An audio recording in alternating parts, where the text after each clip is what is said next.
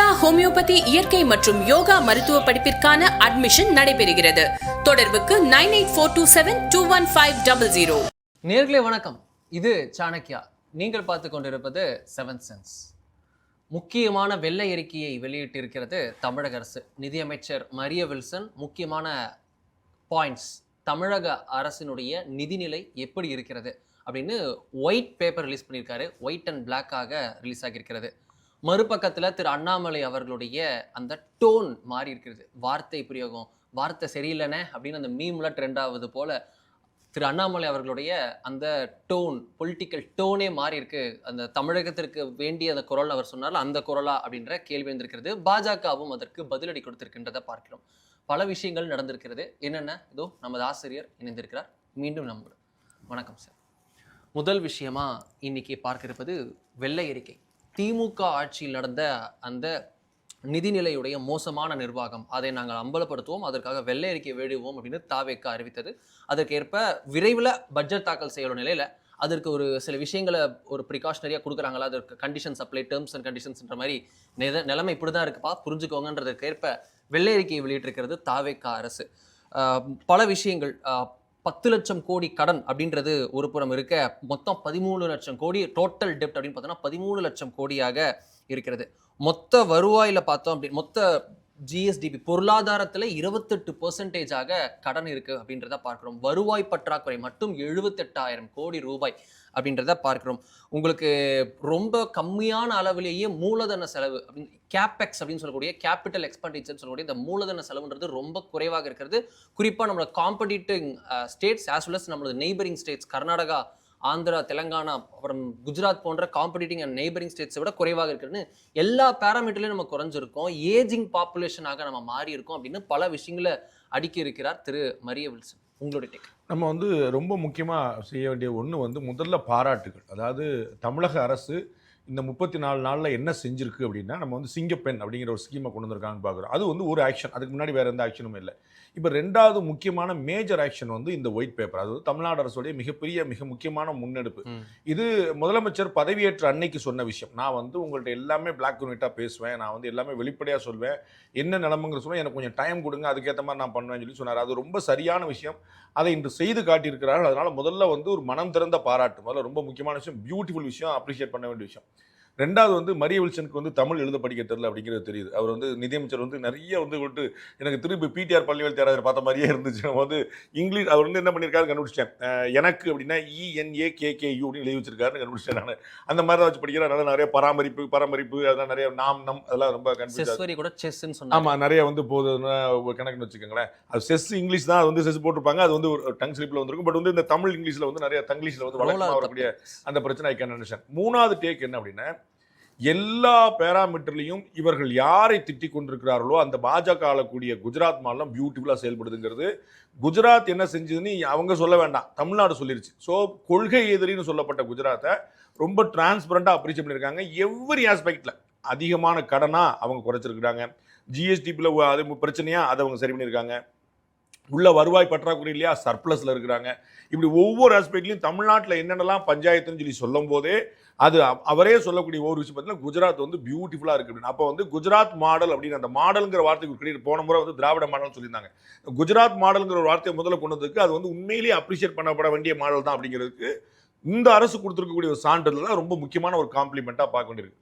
நாலாவது ரொம்ப பியூட்டிஃபுல்லான காம்போ எடுத்தாங்க. யாரோட கம்பேர் பண்ணுறது அப்படின்னா பார்த்துட்டு நீங்கள் அஸ்ஸாமோட கம்பேர் பண்ணுறதோ டெல்லியோட கம்பேர் பண்ணுறதுல நமக்கு இணையான பொருளாதாரம், மக்கள் தொகை, டெமோகிராஃபி எல்லாமே சேர்ந்து இருக்கக்கூடிய விஷயங்களை பார்த்து உங்களுக்கு கர்நாடகா எடுத்திருக்கோம், மகாராஷ்டிரா எடுத்திருக்கிறோம், குஜராத் எடுத்திருக்கிறோம். இந்த மாதிரியான ஸ்டேட்டில் எடுத்து கம்பேர் பண்ணுறாங்க. அதில் எல்லா பேராமீட்டருமே ரொம்ப மோசமாக செயல்பட்டு நம்ம தான் எந்த விதமான தொலைநோக்கு பார்வையும் இல்லாமல் ஃபியூச்சரிஸ்டிக்காக கொஞ்சம் கூட யோசிக்காமல் நம்ம இருந்த ஒரு கணக்கு காட்டுவோம் சொல்லி செஞ்சுருக்காங்கிறது தெரியுது. ரொம்ப பெரிய அதிர்ச்சி தரக்கூடிய விஷயம். இந்த அரசு நடவடிக்கையே எடுக்க சரியான விஷயம். அது எவ்வளவு பெருசாக ஆக்ஷன் கூட எடுக்க முடியும். சட்டசபையில் பொய்யான தகவல்களை கொடுத்திருக்கிறார்கள், உண்மையை மறைத்திருக்கிறார்கள் அப்படிங்கிற ஒரு மிக முக்கியமான குற்றச்சாட்டு. என்ன பிளாக் அண்ட் ஒயிட்டா இருக்குதோ அதை பட்ஜெட் டாக்குமெண்ட்ல கொடுக்கல அப்படிங்கிற தகவல் அதை மிகைப்படுத்தி கொடுத்துருக்காங்க, அல்லது வந்து மறைச்சு கொடுத்துருக்காங்க, அல்லது அதை பத்தி நம்ம வந்து மாத்தி சொல்லியிருக்காங்க அப்படிங்கிற 3 விஷயத்தையுமே மென்ஷன் பண்றாரு. இது ரொம்ப அதிர்ச்சிக்குரிய விஷயமா இருக்கு. எவ்ரி இயர் வந்து கண்ட்ரோலர் ஆஃப் ஆடிட்டர் ஜெனரல் அறிக்கையில வந்து எப்பா நீ பட்ஜெட்ல பூரா மாத்தி மாத்தி பேசுற நீ பாரு அப்படின்னு சொல்லிட்டு வந்திருக்காங்கன்னு கேட்டாங்க. ஒரு வேலை ஒருத்தர் இருந்து வேலை சூப்பர்வைசர் போல வந்து எடுத்துக்காட்டி சுட்டி காட்டியும் கூட இவங்க வந்து அதை பார்க்கவே இல்லை. ஒவ்வொரு முறையும் சிஏஜி ரிப்போர்ட்டை டிஎம்கே கவர்மெண்ட் டிஸ்மிஸ் தான் பண்ணிருக்கு. அது இல்ல, அது அப்படி கிடையாது அப்படின்னு தான் சொல்லியிருக்காங்க. அதான் அது வந்து என்னன்னா உண்மையை மறைக்கிறாங்கிறதா ரொம்ப முக்கியமான வேதனைக்குரிய விஷயம். மக்கள் மன்றத்தின் முன்னால், சட்டமன்றத்தின் முன்னால், சட்டமன்றம்ங்கிறது உங்களுக்கு தெரியும், நான் ஏற்கனவே சொன்ன போல அது ஒரு ஹால் கிடையாது, அது ஒரு இன்டெகிரிட்டி இறையாண்மை கொண்ட ஒரு இடம். அந்த இடத்துக்கு வந்து பெரிய வந்து ஒரு இம்யூனிட்டி இருக்குது. நீங்க நீதிமன்றம் உள்ள தலையிட முடியாது, நீங்க வந்து வேற யாரும் தலையிட முடியாதுனால அந்த அளவுக்கு போலீஸே போக முடியாது. ஆப்வியஸ் அந்த மாதிரி அவ்வளோ பெரிய இம்யூனிட்டி இருக்கக்கூடிய ஒரு இடத்துல ஒரு உண்மைக்கு மாறான தகவல்களையும் உண்மையில மறைக்கப்பட்ட தகவலையும் அவங்க சொல்லியிருப்பாங்க அப்படின்னா பெரிய அதிர்ச்சிக்குரியதா இருக்கு. லாஸ்ட் 5 இயர்ஸ்ல மட்டுமே அந்த சுதந்திரத்துல இருந்து 60 ஆண்டுகள்ல வாங்கின கடன் 5 ஆண்டுகள்ல வாங்கியிருக்கிறாங்க சொல்லுது. நாம பலமுறை குறிப்பிட்ட விஷயத்தை ரொம்ப முக்கியமா திரு மரியவல்சன் குறிப்பிட்டிருக்கார். நிதியமைச்சர் ரொம்ப பெரிய ஆறுதல் அளிக்குது. அது வந்து சொல்லி அட்லீஸ்ட் அட்ரஸ் பண்ணியிருக்காங்களே அப்படின்னு. ஸோ நலத்திட்டங்கள் பெரிய பிரச்சனை இல்லை, ஆனால் அந்த நலத்திட்டங்களுக்கான நிதி எங்கேருந்து வருங்கிற விஷயம் இல்லை. கிட்டத்தட்ட 22,000 கோடி ரூபாய் வரைக்கும் வந்து ஆண்டுதோறும் செலவழிக்கக்கூடிய வகையில் அதிகமான திட்டங்களை வந்து புதுசாக கொண்டு வந்திருக்காங்க லாஸ்ட் 5 இயர்ஸ்ல மட்டும்.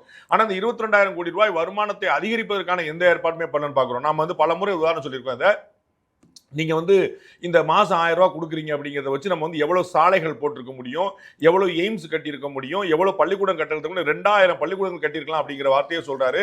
1000 கிலோமீட்டருக்கான ரோடு போட்டிருக்க முடியும் அப்படிங்கிற சொல்றாரு. அவ்வளவு விஷயங்கள் சொல்றாரு. அப்ப வந்து இந்த அந்த தமிழக அரசுடைய வருவாயை, தமிழக அரசுடைய நிதியை, சர்ப்ளஸ் எதுவுமே கிடையாது. கடனா இருந்தா கூட எல்லாமே நான் பலமுறை சொல்லியிருக்கேன். கடன் வாங்கலாமான்னு சொல்லி 100 பேட்டிகள் கேட்டப்போ நம்ம சொன்ன தெளிவான விஷயம் என்ன, கடன் வாங்குறது தப்பே இல்லை. இந்தியா கடன் வாங்கியிருக்கு, குஜராத் கடன் வாங்கியிருக்கு, நரேந்திர மோடி கடன் வாங்கியிருக்காரு, அமெரிக்கா கடன் வாங்கியிருக்கு, நாம கடன் வாங்கியிருக்கோம்.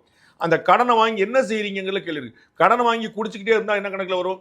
அப்ப கடனை வாங்கி நீங்க மூலதனமா போட்டா ஒரு வீடு மிச்சமாகும். அது அழகா சொன்னார். நீங்க வந்து கடனை வாங்கிட்டு ஒரு வீடு மிச்சமாகும். கடனை வாங்கி நீங்க சரக்கு அடிச்சிருந்தீங்கன்னா இருக்கும். அவர் பாவம் ஜென்டலா காய்கறின்னு சொன்னார். ஆனா நீங்க சரக்கு அடிச்ச மாதிரி தான் இது போய் நிக்க வந்து மொத்தமா வந்து 10 பைசாக்கு பிரயோஜனம் இல்லாம போய் நிக்கணும்னு பார்க்கணும். அப்போ வந்து இதற்கு முன்னாடி இந்த திமுக அரசு எவ்வளவு மோசமாக நிதியை கையாண்டிருக்கிறது ரொம்ப தெளிவா ஆழமா தெரியுது.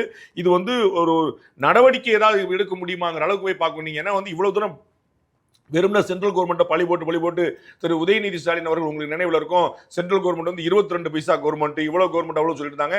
இவங்க எவ்வளவு நிதியை வந்து மிஸ்மேனேஜ் பண்ணியிருக்காங்க அப்படிங்கிற பார்க்குறோம். இது வந்து ஒரு கட்டுக்கடங்காம என்ன செய்யணும் ஏது செய்யணும் இல்லாமல் நம்ம வந்து எப்படியாவது அரசியல் ரீதியாக பயனடைஞ்சிடணும். தமிழ்நாட்டோட நிதி என்ன பண்ணாலும் பரவாயில்ல, எவ்வளவு போனாலும் பரவாயில்ல அப்படிங்கிற மாதிரி இங்க பிறக்கக்கூடிய ஒவ்வொரு குழந்தையுமே கடனாளியாக தான் பிறக்கிறாங்கிற மாதிரி கொண்டு போய் நிப்பாட்டிருக்காங்க பார்க்குறோம். அப்ப இவ்வளவு மோசமான நிதி இருக்கு. 10 லட்சம் கோடி கதறிட்டு இருந்தோம். அப்புறம் தான் பார்த்தா தெரியுது 13,18,000 கோடி ரூபாய் கடன் இருக்கு அப்படிங்கிறது. இன்னைக்கு வந்து 13,18,000 கோடி, 13 லட்சம் கோடி இல்ல, 13,18,000 கோடிங்கிற பார்க்கும். இந்த கடனை எப்படி அடைக்கிறதுக்கு ஏதாவது ஸ்கீம் இருக்கான ஒன்று கிடையாது. கிட்டத்தட்ட 3 லட்சம் கோடி ரூபாய்க்கு ஈபி மட்டுமே பிரச்சனை இருக்கு. அப்ப மின்சார வாரியத்துக்கு மட்டுமே அவ்வளவு பிரச்சனை, போக்குவரத்து அவ்வளவு பெருசா இருக்குன்னு பாக்குறோம் நம்ம. அப்ப இங்க சுரங்கங்கள்ல இருந்து, கனிமத்துல இருந்து, பத்திரப்பதிவுல இருந்து, லோக்கல் பாடி டாக்ஸ்ல இருந்து எதையுமே முறையா பண்ணல. மாநில அரசு வந்து உள்ளாட்சிகள் கொடுக்க வேண்டிய விஷயங்களை கொடுக்கல, மத்திய அரசு வாங்க வேண்டியது உருப்படியா செலவழிக்கல. நமக்கு வந்து ஜிஎஸ்டி உடைய காம்பன்சேஷன் ஒரு குறிப்பிட்ட பேர்ல நிப்பாட்டிடுவாங்க. அப்ப அதுக்கப்புறம் நிப்பாட்டின பிறகு அந்த அமௌண்ட் வராதே, அப்ப என்ன செய்யறங்க பத்தி யோசிக்கலன்னு எந்த ஃபோர்சைட்டும் இல்லாம இதற்கு முன்னாடி இந்த அரசு இருந்திருக்கு அப்படிங்கிறது ரொம்ப பெரிய அதிர்ச்சிக்குரியதா இருக்குது. அதை மக்கள் முன்னாடி சொல்லிட்டாங்க. பட் வந்து ரொம்ப அழகா சொன்னது போல ரொம்ப வேதனை அளிக்குது. பட் ஹோப்லெஸ்ஸா இல்லை, நம்ம சமாளிக்க முடியும்னு சொல்லியிருக்காங்க. இது வந்து வரவேற்க வேண்டிய விஷயம். இந்த அறிக்கையை கொண்டு வந்ததுக்காகவே நம்ம முதலமைச்சருக்கு வந்து ஒரு பெரிய பாராட்ட தெரிவிக்கணும். திரு மரியவல்சன் வந்து அந்த டீம் ஃபைனான்ஸ் செக்ரட்டரி உட்பட எல்லாருமே வந்து ரொம்ப பியூட்டிஃபுல்லா ஒர்க் பண்ணியிருக்காங்க. இது இப்போ தெரிஞ்சிருச்சு. நான் ஏற்கனவே டே 1லே சொன்னேன், இந்த முதலமைச்சர், இந்த அரசு நாளைக்கு புதிதாக அவர் அறிவித்த நலத்திட்டங்களை செய்யாட்டா கூட பரவாயில்ல. கோஆபரேட்டிவ் லோன் முழுசா அடிச்சாங்களா இல்லையா, 5 ஏக்கர் கீழே கிடைச்சவங்களுக்கு இருந்தாங்களா இல்லையா, அதுல ஏதாவது அமௌண்ட் சீலிங் வச்சாங்களா, எதுவுமே தேவையில்லை, எந்த நலத்திட்டம் செய்ய முடியாதுங்க அப்படின்னு சொன்னா கூட பரவாயில்ல. உங்களுக்கு நினைவு இருக்குன்னு நினைக்கிறேன், 2014 முதல் ரயில்வே பட்ஜெட் வந்து போட்டாங்க. அப்ப ரயில்வே பட்ஜெட்டும் சென்ட்ரல் பட்ஜெட் தனித்தனியாச்சு. அப்புறம் இவர் தான் வந்து ஒன்னாக்குனார். அந்த பட்ஜெட் போடும்போது புதிதாக ரயிலுக்கு எந்த ஸ்கீமுமே இல்லை, எந்த புதிய ரயில் இருக்கு. வழக்கமா பாத்தீங்கன்னா மதுரை சென்னைக்கு ஒரு புது ரயில் விடுறேன், 8 மணிக்கு விடுறேன், இந்த மாதிரி கிளம்புவாங்க. ஆனா அவரு அறிவிப்பாவே மட்டுமே இருக்கும். அப்ப கிட்டத்தட்ட 350 அறிவிப்புல என்னும்போது நிறைவேற்றப்படாமலே இதுக்கு முன்னாடி அறிவிப்புல இருந்துச்சு. அப்ப முதல்ல என்ன சொன்னாரு, நான் வந்து நியூ ஸ்கீம் அறிவிக்க மாட்டேன், ஏன் பழைய ஸ்கீம் எனக்கு இம்ப்ளிமெண்ட் பண்றதுக்கு எனக்கு நாளாக. அந்த நேர்மை வந்து நரேந்திர மோடி அரசுக்கு இருந்தது. அந்த மாதிரியான ஒரு நேர்மை இவங்களுக்கு இருந்து புது ஸ்கீம் நான் ஒன்றும் கொண்டு வரல. இந்த 5 வருஷம் நான் இருக்கிறேங்க, ஃபைனான்ஸ் நான் ஸ்டெபிலைஸ் பண்ணிடுறேன், அடுத்த 5 வருஷம் நீங்க எனக்கு கொடுக்க போறீங்க, அப்ப நான் உட்காந்து உங்களுக்கு நல்லா சர்ப்ளஸாவே ஆட்காட்டுறேன், குஜராத்துக்கு நான் போட்டி போடலாங்கிற மாதிரி சொன்னா கூட மக்கள் ஏற்பார்கள். ஏன்னா மக்களுக்கு தேவை சட்டம் ஒழுங்கு பஞ்சாயத்து இல்லாமல் இருக்கணும், கரண்ட் வந்து ஒழுங்கா இருக்கணும், எங்களுக்கு ரோடு வந்து ஒழுங்கா போகணும். எங்களுக்கு 3 தான். எங்களுக்கு வந்து ஹிந்தியில் சொல்லுவாங்க, பானி பிஜ்லி சடக் அவ்வளவுதான். அதேதான். அப்போ வந்து சாப்பாடு அதுக்கு வந்து சாப்பாடுக்கு பஞ்சாயத்து இல்லாத விஷயம், அதை அவங்களே உழைச்சு பண்ணிக்கிடுவாங்க. மின்சாரம் இருக்குதா, தண்ணி இருக்குதா, இந்த பற்றாக்குறை இல்லாமல் இருந்தா போதும் அவர்கள் தங்களால் உழைச்சுக்கிடுவாங்க. அதற்கான ஏற்பாடை பண்ணா இது எவ்வளவு வந்து ஒரு கடினமான அரசாக இருந்தாலும் மக்கள் கவலைப்பட மாட்டாங்க. அவங்களுக்கு வந்து நிறைய வழிகள் இருக்குது. அவங்களுக்கு இந்த smart officers are there. So அவங்க சரி பண்ணிடுவாங்க. இந்த விஷயத்தை கொண்டு வந்ததுக்கு நம்ம முதலமைச்சர் எத்தனை முறை பாராட்டினாலும் தகும். இதுல நான் சில விஷயங்கள் கேட்கணும்னு நினைக்கிறேன் சார். மொத்தம் 13 லட்சம் கோடி மொத்த கடன். இதுல 10 லட்சம் கோடி இப்பவே இருக்கக்கூடிய அந்த அவுட்ஸ்டாண்டிங் அந்த பொதுத்துறை நிறுவனங்கள் இல்லாத கடன் மட்டும் பார்த்தோம்னா 10 லட்சம் கோடி. டோட்டலா 13 lakh crore அப்படின்றது கடனாக இருக்கிறது. வருவாய் பற்றாக்குறை மட்டும் 78,000 கோடி ரூபாய் வருவாய் பற்றாக்குறை. குஜராத்தை பார்த்தோம்னா சர்ப்ளஸ் பட்ஜெட் போட்டுட்டு இருக்காங்க. அவங்க வந்து 25,000 கோடி ரூபாய் பற்றாக்குறை இல்ல, அவங்களுக்கு எக்ஸ்ட்ராவா சர்ப்ளஸ்ல இருக்கு பட்ஜெட். ஈவன் யூபி கூட சர்ப்ளஸ்ல இருக்கு அப்படின்றத பார்க்கிறோம். இப்போ 78,000 கோடி ரூபாய் அதர் கம்பீட்டிங் ஸ்டேட்ஸ் விட்டுட்டு நம்ம தனியா எடுத்து 78,000 கோடி பற்றாக்குறையில பட்ஜெட் இருக்கு. உங்களுக்கு டோட்டல் பட்ஜெட்ல 64% பார்த்தோம் அப்படின்னா பொறுப்பேற்றிருக்காங்க. அதை நம்ம வந்து விடவே முடியாது. அந்த ஃபிக்ஸ்டு செலவு அதாவது உங்களுக்கு சம்பளம், பென்ஷன் போன்றவை எல்லாம் இருக்கக்கூடிய இதெல்லாம் நம்ம வட்டி இதெல்லாம் நம்ம தவிர்க்கவே முடியாது. 100 ரூபாய் வந்துச்சுன்னா 64 ரூபாய் வெளியே எடுத்து வச்சுணும். You cannot touch.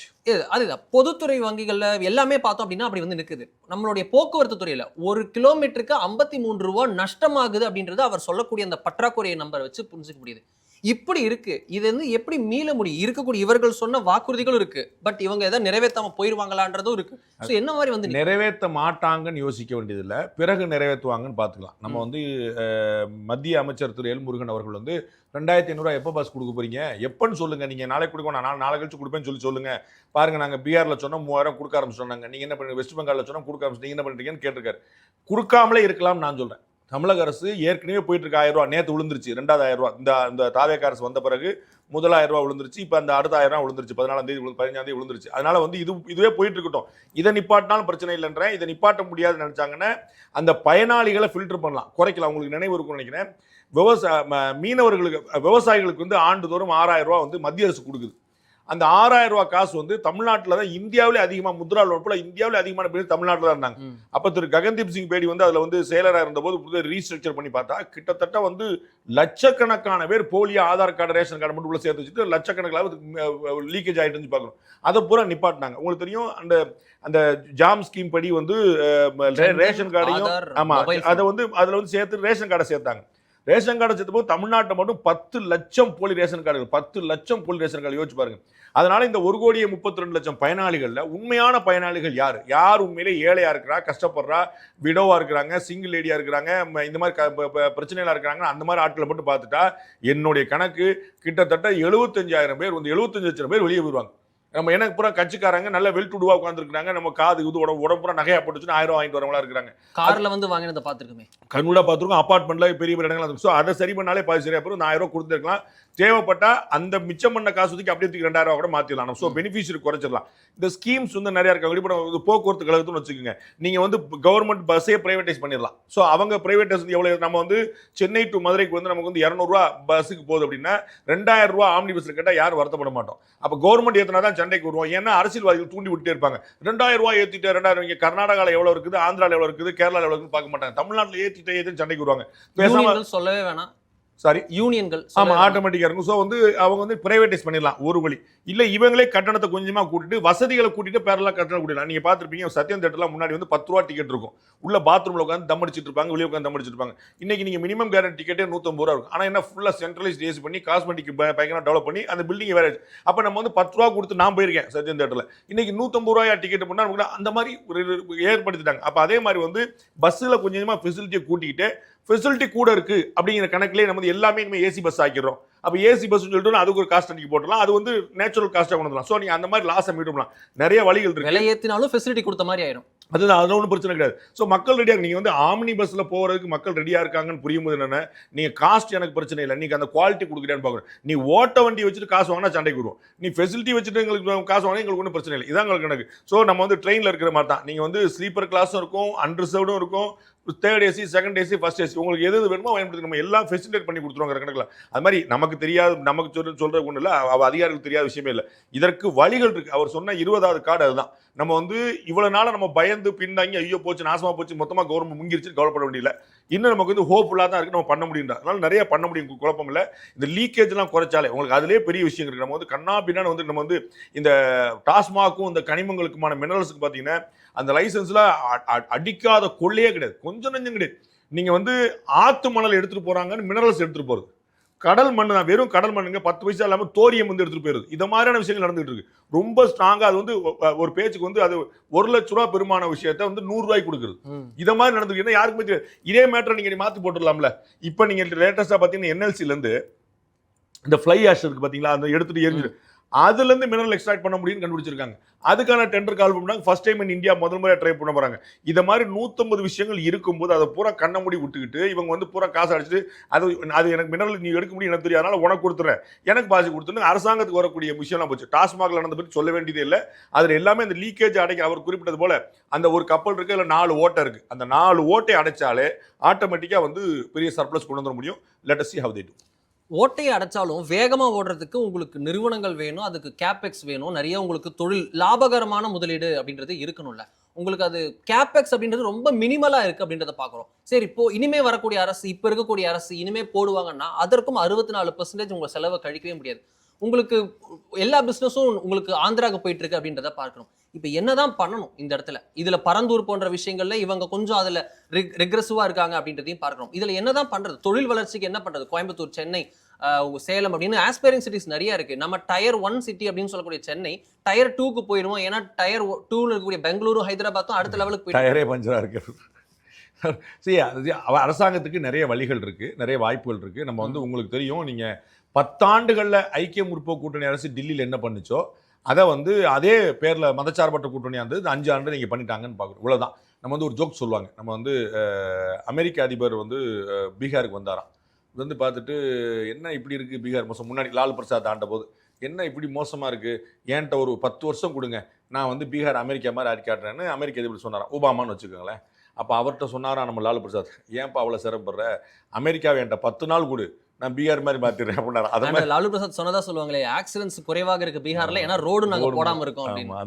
அந்த மாதிரி வந்து ரொம்ப மோசமா வந்து கெடுத்து வச்சிருக்காங்க. இதை வந்து ஒன்னொன்னா சரி பண்றதுக்கான வழிகள் வந்து அரசாங்கத்துல இருக்கு, அது பண்ண முடியும். நேற்று வரை வெளியேறின நிறுவனங்கள் பத்தி பேசி கவலைப்படல அர்த்தம் இல்லை. எப்பயும் தமிழ்நாடு வந்து ஒரு பொட்டன்ஷியல் ஸ்டேட்.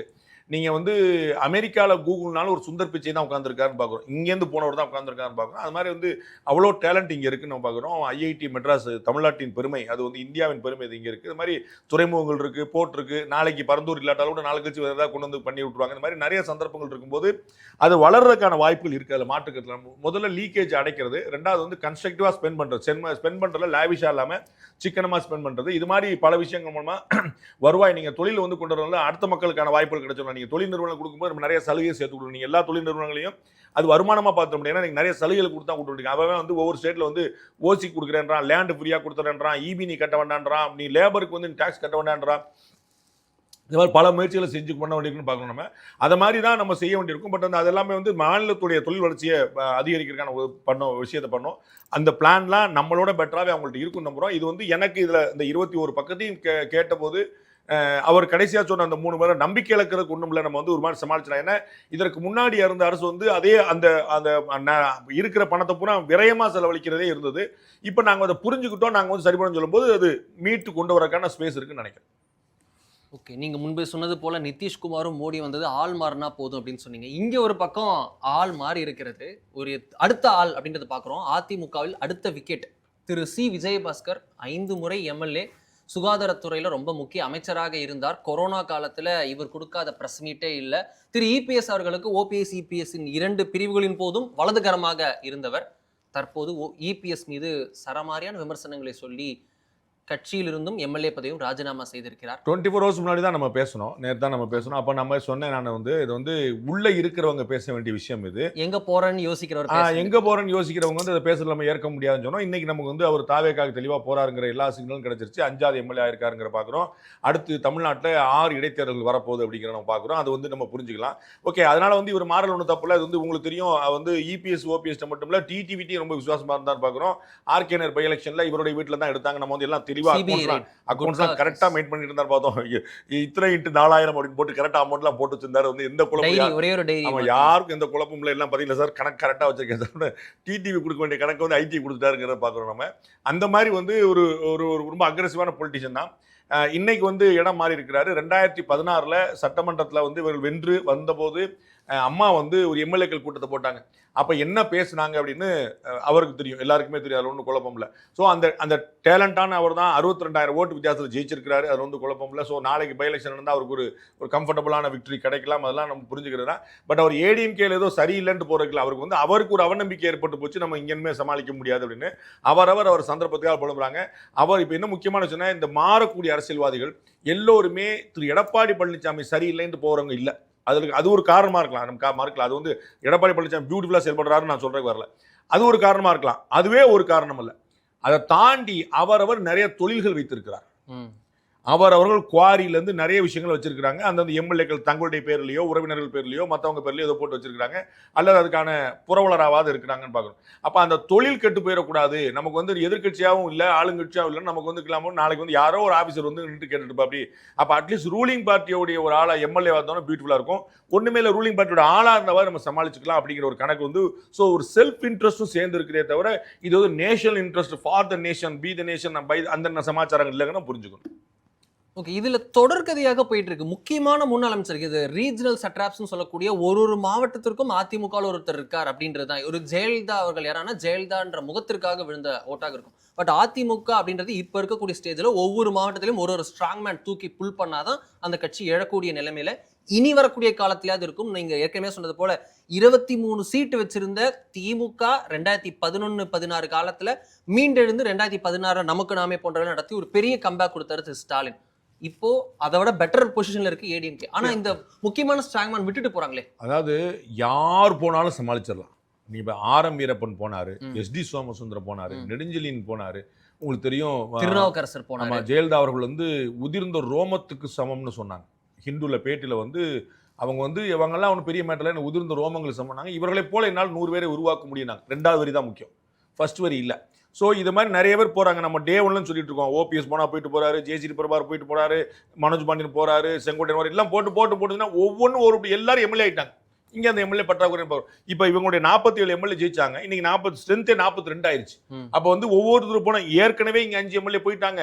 வெளியில் இங்கே கட்சி விட்டு வெளியே போனவங்களாம் எம்எல்ஏ ஆயிட்டாங்க. இப்படி ஒவ்வொருத்தரா போனா ஆல்ரெடி முணுமுணு போன மன்னிப்பு கடிதம் கொடுத்துட்டு எப்போ வேணா போலான்னு உள்ள இருக்காங்க. அது இருக்காங்க. நான் அறிஞ்சு ஒரு 10-15 பேர் ரெடியா இருக்காங்க. அந்த 25ல் கிட்டத்தட்ட 10 வேற வரைக்கும் அவங்க பிளான் பண்ணிச்சிருக்காங்க. விக்கெட் வந்து 5ஓட முடியல. அது வந்து ஒரு 10 விக்கெட் பாக்கி இருக்கு. இன்னொரு இன்ட்ரெஸ்டிங்கான விஷயம் என்னன்னா, ஒரு ட்விஸ்ட் உங்களுக்கு சொல்லி வச்சிருக்கேன் பின்னாடி பதிவு பண்றது. தாவேக்கால ஒரு 10 பேர் பிடிச்சி வச்சிருக்காங்க மாற்று கட்சிக்காரங்க. அது சொல்லிட்டு அப்புறமா போய் இவங்க இங்க பிடிச்சிட்டு இருக்காங்களே, உங்களுக்கு வச்சுக்கிறேன்னு சொல்லிட்டு தாவேக்கால 10 பேர் ஐடென்டிஃபை பண்ணிட்டாங்க, பிடிச்சிட்டாங்க, பேசிட்டாங்க, ஓடிட்டு இருக்கு. யார் பிடிச்சிருக்காங்க பிடிக்கும் போது தெரிஞ்சிடும் உங்களுக்கு. பாருங்க, நீங்க தான் அதிமுக திமுக இப்பதான் இப்ப இவ்வளவுதான் வந்துச்சு. இப்போ சொல்றோம் நம்ம உங்களுக்கு ஆசைக்கு நம்ம கட்சிகள் ரெடியா இருக்காங்க. அவ்வளவுதான். 2 கட்சி தானே செய்ய முடியும், வேற எந்த கட்சிக்கு செய்ய முடியும்? உங்களுக்கு பாஜக பிடிச்சி போயிருந்து சொல்ல போறோமா? நாம் தமிழர் 10 எம்எல்ஏ அதுல யாரு பாத்துங்க, கெட்டிக்காரங்க நிறைய பேர் இருக்கிறாங்களா எல்லாரும். ஸோ வந்து இவங்க பண்ணக்கூடிய ஒரு பாலிடிக்ஸ் கவுண்டர் பாலிடிக்ஸ் அவங்க பண்ணிட்டு இருக்காங்க. அதனால தாவேக்கா இந்த திசையில பயணிக்கிறது அது சரிதான். அதிமுகவை பொறுத்த அளவுக்கு போனால் போகட்டும் போடா அப்படிங்கிற பிசினஸ் சரி வராது. அவர்களுடைய சைடில் இப்போ இன்னைக்கு வந்து பார்த்தீங்கன்னா புதுக்கோட்டையில் அந்த ஏடிஎம்கேக்காரங்க வந்து பட்டாசு வெடிச்சு கொண்டாடுறாங்க. அப்பாடா நல்ல வேடா விஜயபாஸ்கர் போனார்னு. அந்த மாதிரி மகிழ்ச்சியில் மட்டுமே இவருடைய ஜெயலலிதா அவர்கள் சொன்ன 2வது வரி ரொம்ப முக்கியம். இப்போ செங்கோட்டையன் அவர்கள் என்ன சொன்னாரு? கோபிச்செட்டிப்பாளையத்தில் போய் பிரச்சாரம் பண்ணும்போது, செங்கோட்டையா நான் எல்லாத்தையும் சொல்லிடுவேன் அப்படின்னு சொல்லி சொன்னார். யாரு? திரு எடப்பாடி பழனிசாமி. அது ஒரு நல்ல வீரவசனம். ஓகே, சூப்பர், வச்சுக்கலாம். ஆனால் அதற்கான ஆல்டர்னேட்டிவ் ஆள் இருந்ததா? அவர்களால் வெல்ல முடிந்ததா? அதுதான் பார்க்கணும். அப்ப நான் நீ போறவர்லாம் போட்டோம் அப்படிங்கிறதுல பிரச்சனை. போறவருக்கான ஆல்டர்னேட்டிவ் இருந்துச்சுன்னா அதுல எந்த பிரச்சனையும் கிடையாது, ஆட்டோமேட்டிக்கா வச்சுக்கலாம். ஸோ எவ்வளவு பெரிய லாஸா இருந்தாலும் மீட்டு கொண்டு வந்துட முடியும். அதற்கான ஆல்டர்னேட்டிவ் ஆட்கள் இருக்கணும். ஒரு ஆளை போக சொல்றது பெரிய விஷயம் இல்லை, ஒரு ஆளை போக முடியாது ஏற்பாடு பண்றது. அதற்கான ஆல்டர்னேட்டிவ் ஆள் இருக்காங்க.